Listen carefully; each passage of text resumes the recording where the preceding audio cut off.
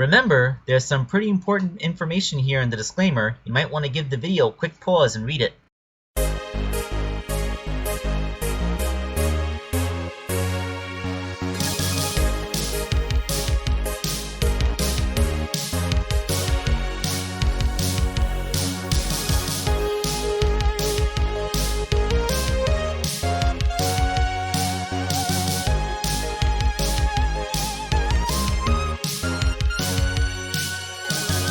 Hello my friends, this is Wake Angel 2001 coming at you with a custom.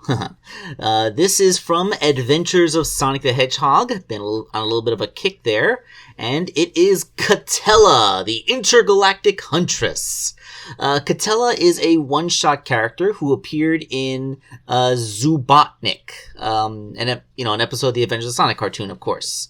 Her shtick is that she's basically, I don't want to say she's a predator. Her thing is that she goes from planet to planet, kidnapping its citizens to sell to intergalactic zoos. So yeah, she's kind of not a predator because she's collecting people to sell on the black market, not collecting their spines for her trophy room. But yeah, she's basically a slaver, or as close to a slaver as you could put on a kid's show that doesn't want to bring up troublesome things like that. Alright, so upon finding... the episode begins with Katella kidnapping people all over the planet, including Tails, and a brief montage of Sonic trying to find her, but it's really Dr. Robotnik that brings her attention when he decides to see if he can commission her to take care of his hated enemy. Now, Katella is kind of egotistical. She actually introduces herself with a personal record player that plays ominous music as her background music.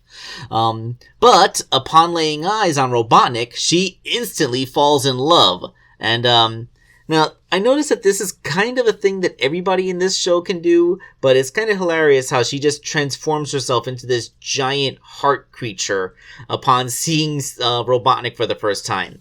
I mean, yeah, everybody on this show does all kinds of crazy balloon shape-shifting. In this very episode, Sonic turns himself into a big muscular Hulk man to dramatically untie an unconvincing Tails doll. But, it just seems like it's kind of weird that this is the thing that Katella can do. So she instantly falls in love with Dr. Robotnik, and her love language is violent wrestling, kneeing him in the stomach, scissor locking his head, wrestling into the ground, and a whole bunch of other stuff that I've seen screen capped and gifted out of context all these years later. This screen cap right here is probably 90% of the reason why people actually remember Katella. And this screen cap is the other 10%. She makes a very pitiful attempt to kidnap Sonic, but he goes along with it because he wanted to be captured so he could rescue everybody. And there's a following wedding scene where she says in payment for kidnapping Sonic, she wants Dr. Robotnik to marry her. So Sonic sets up this whole thing and with a fake wedding and starts to go through with it.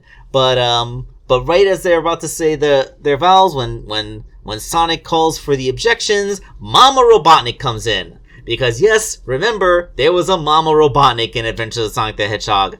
I really gotta rewatch this series. And there's a fight scene and Katella decides that she doesn't want to have this horrible battle axe for a mother, so she kicks everyone off her ships and flies off, where she goes in pursuit of a very handsome planet. That's Katella's contribution. She pretty much physically embodies the aesthetic of this era of Deke.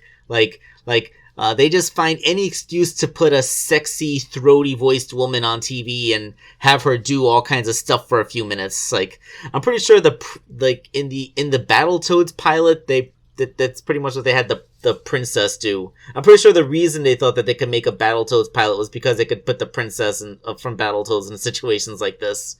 But now I'm just talking about stuff that I'm not even showing you guys. So, yes, that is the great legacy of Katella, and now let's make her figure. To make Katella, I used this Marvel Legends Enchantress, not to be confused with the DC Universe Enchantress. This one is, I believe she's an Asgardian, has something to do with Loki and stuff like that. But yeah, she basically has that whole Amazon warrior woman physique that we need for Katella, and she even has a conveniently shaped skirt. The first thing I did was flip the skirt inside out so that I could paint up her legs and hips. Yeah, this is one of those figures where I can't really dismantle it too much. The plastic is just not made out of the right substance to soften up in boiling water. But I took the opportunity to paint the inside of her skirt yellow because, this would really be my only opportunity to do it. And then I flipped the skirt down and sculpted over the midriff to make it look smoother. Like, not just an armor skirt sticking off her body, but like her skirt is now all one piece. I also sculpted on the shoulder pads in this, which really is all that needs to be done, like fixing up the midriff and making those shoulder pads. Giving it a proper color scheme to make that animal skin look, including the spots on her thighs.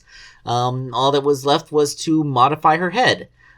Fortunately, Enchantress already has this very convenient headband that looks similar to Katella's. I just had to cut off some of the spiky pits of it and give her red hair. I also repainted her face to match the skin tone that I have and gave her big pouty red lips. I did leave the eye makeup intact because I found that Katella's eye makeup and Enchantress's was actually very similar, so I just left that untouched. And that is the Katella figure. Yeah, since she's a Marvel Legends figure, she's 6 inches tall, but, if you put a normal human being standing next to the 4-inch classic Sonic, then, yeah, that would kind of work out. That's basically the size scale that you'd expect to see. I don't have my Adventures of Sonic figure anymore, the Robotnik figure, because I made that for Zach and sent it to him. But, we still have the Katella, and, how about this meme? Yeah, let's give a nice little meme entry to bring out the Katella-ness of this.